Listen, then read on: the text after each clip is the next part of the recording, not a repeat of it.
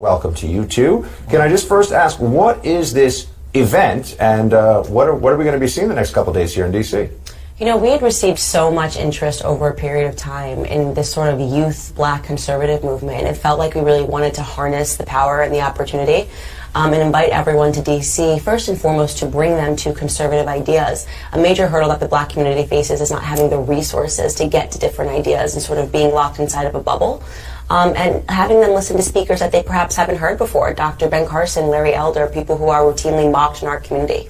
So this is the first ever opportunity to do that in D.C., and we're really excited that it's happening this weekend. Charlie, what are you hoping that the president gets out of these interactions? Well, I first want to take a step back and just give Candace Owens credit for changing the national conversation around these issues from a conservative kind of perspective over the last year. When I first met Candace, one of the first things she said is, she said, Charlie, I think we can have a young black leadership summit that can be a lot bigger than any of the pundits or the consultants would ever dream. And I mean, tomorrow, 400 plus young black leaders from across the country. That's an accomplishment that, especially of a conservative, tilt, if you will. And the number could have been much higher. That's right. And so the number could have been higher, and it was the last minute influx of interest. I mean, we had probably 5x that in applicants and in inquiries.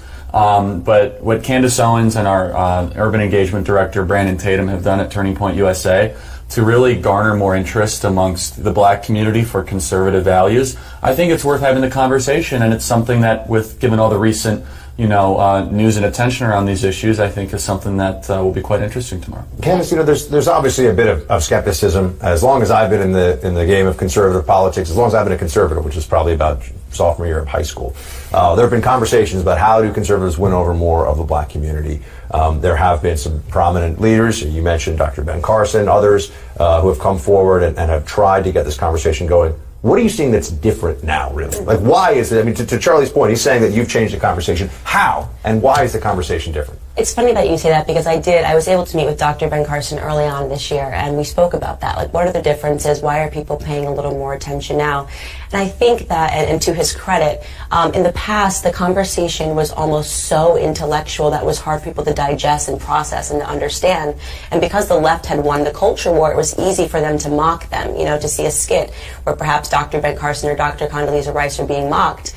And I think I'm a little more of a fighter, definitely in terms of starting my channel on YouTube and wanting it to be colloquial and wanting it to feel familiar, like you were talking to your brother and sister, and sort of taking back some of the turf that was lost on the culture war by making fun of people on the left in the same way that they make fun of us. I think that sort of helped bridge the gap and make people more interested in having the discussion. Does it bother you that there's no prominent African Americans in the White House itself? Do you think sure that's there important? is. Jerron, Dr. Ben Carson's part of the executive branch. That's not true. That's not true. Well, within the White House itself. Jerron is an executive with Jared Kushner. What is his role? He's a DAP, which is a Deputy Assistant to the President of the United States, which is a top tier. So that's not true. Who are other individuals in the White House? Well, I want to go back and answer your question. So, and one thing that we always speak when we speak to conservatives about is we have to stop believing in this illusion that because somebody is black, they represent my interests. Mm-hmm. We learned that lesson via Barack Obama. I mean, he was in the White House for 8 years and didn't do much for the black community. So I'm not interested in the color of people's skin. So I'm interested in what they do and what they accomplish. I'm really interested in your perspective here. Yeah. So to you, having, like, you don't look at, it is an administration that has more white men than past administrations have had. Yeah, but that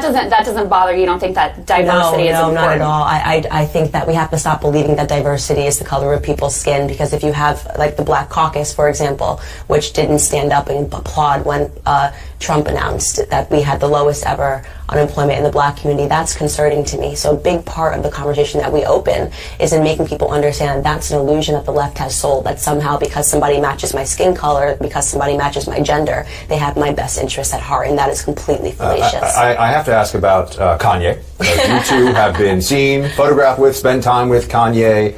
I got a tremendous, we have to speak about it on the show, got a tremendous amount of attention from the media from a recent meeting in the Oval Office. How does he factor? Look, I feel like conservatives play this game that we go back and forth. If anybody who's famous starts talking in any way that conservatives like, we embrace them right away, and then sometimes we feel like we get burned later. Right. They're not as conservative as we thought.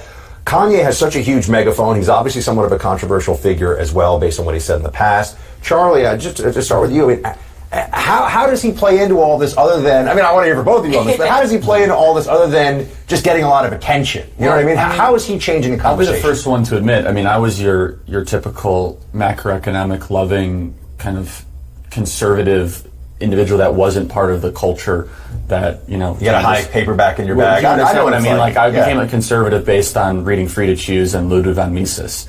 And I think it's amazing that someone like Kanye West is broadening the conversation. And it was Candace that opened my eyes to this. And I wasn't that I was resistant, but I was like, really, Candace? Like, wait, what do you mean that we can? She said, no, you don't understand. From one of the first times I met Candace said, Charlie, Kanye West can change the national conversation around these issues, and I think that he's more of a Trump supporter than people gave credit. In fact, Candace is on record with our friend Dave Rubin saying this back in September of 2017, kind of predicting the Kanye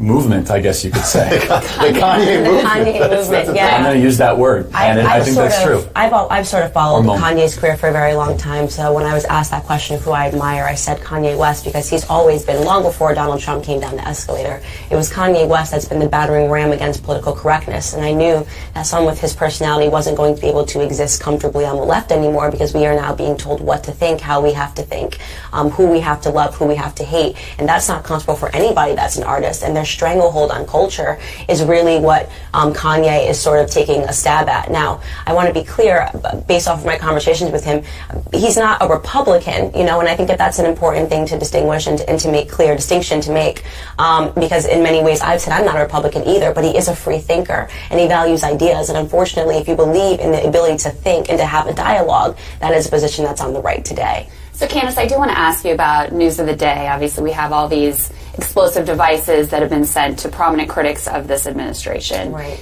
And in a tweet, you originally said you thought there was zero chance conservatives sent bombs. I think you took that tweet down. Yeah. But you later added, it isn't conservatives that are chasing people down in offices and restaurants. It isn't conservatives that have weaponized sexual assault as a means to political gain. I stand by my opinion that when it comes to political violence, the left is the likely culprit. That's correct. So we've seen that. So you think that it was the left or Democrats who sent these spike bombs? I think we're all entitled to have an opinion. We don't have any facts surrounding this, and Twitter is a venue where you're allowed to express your opinions and beliefs. And but just to be clear, so that's not based on any facts. That's just your Of course, it couldn't possibly be based on facts. We don't have any evidence other than the fact that they're investigating it. But I'll come to Candace's. I do want to finish this by just saying that.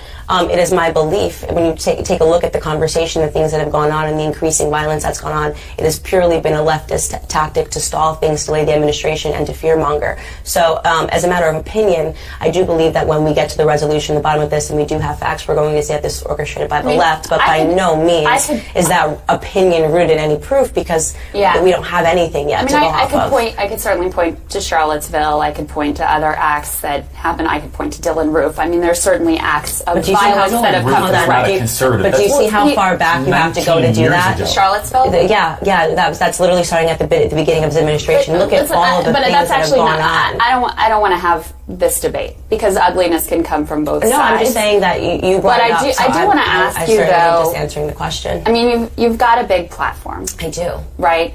And you have a powerful voice. Thank you. And kudos to you for creating that. Thank you. How do you view the responsibility that comes with that? I view the responsibility of just being a person that maintains my ability to have an opinion, that I express an opinion, and no means that I say that I have just found the facts and this is related. Yeah. And I always reserve the right. You said there's 0% chance. Yeah. I said I'm going to go out and say that there is a 0% chance that this was sent by conservatives. I find all the things that are going on, the caravan of illegals, the packages that are being sent, Brett Kavanaugh's confirmation. And just to clarify, you think the caravan too was organized by Democrats? I find it to be incredibly suspicious timing, so that they are meant to get to the border on the day of the election. Again, this is not rooted in fact, but you do have to understand I am very much entitled to my opinion, and Twitter is my platform. Candace, I have one more. Just one more here, because I wanted to get to know you before you came on. Yeah. And I'm really interested in your perspective, because I think you're a fascinating person. Thank you. There was another tweet that said the Democratic Party is comprised of racist white liberals. That is correct.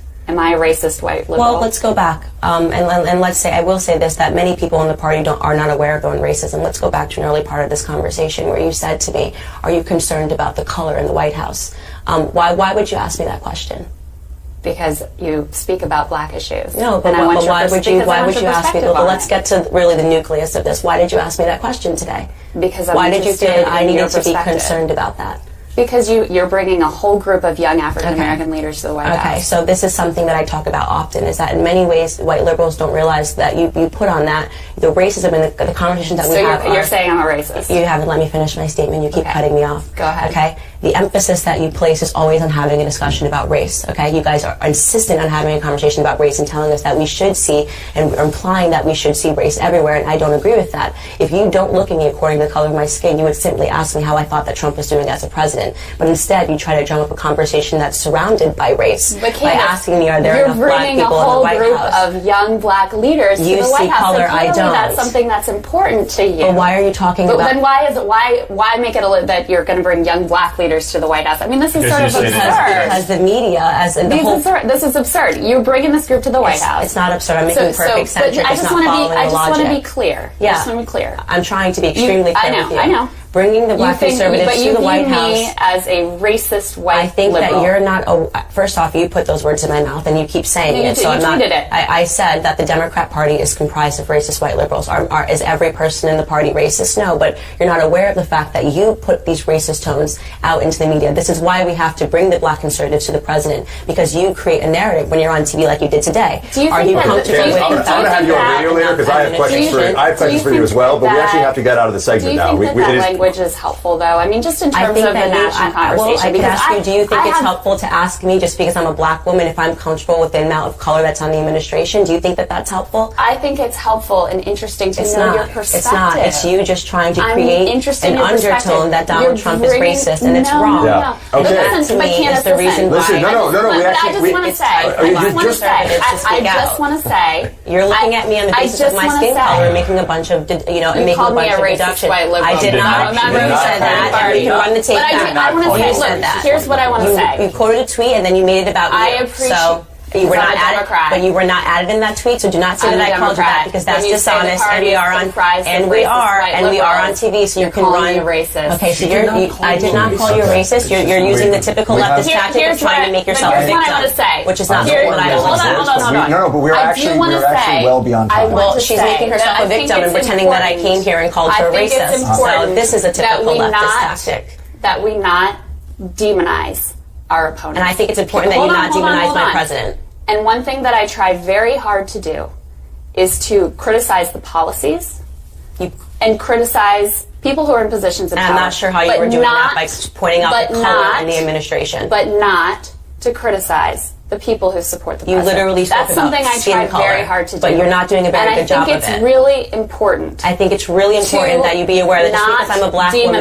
you don't need to ask me a question as basic enough as saying how much color is in the administration. To demonize our fellow Americans? I think what's problematic is that you are creating a simulation that is dishonest, that is accusing our president of being racist based off of the color of the people that are in the. That's exactly what you asked me a question. That's what you implied. Okay, I actually really appreciate you two coming in very much, and I look forward to getting to ask you some questions of my own at some point later on. And we're going to have to end the segment there. But thank you, and good luck at the White House today, and thank you for bringing young African American leaders into D.C. Thank you. Maybe I'll see you guys later on there. The devices sent all over the country have brought up an interesting question. Will the rhetoric on either side actually cool off? NBC's Megyn Kelly, had a pretty major misstep this week. Is her job in peril? Should it be? Now, I use my iPhone all the time, but I'm not the president. New reporting on Trump's unsecure cell phone and who might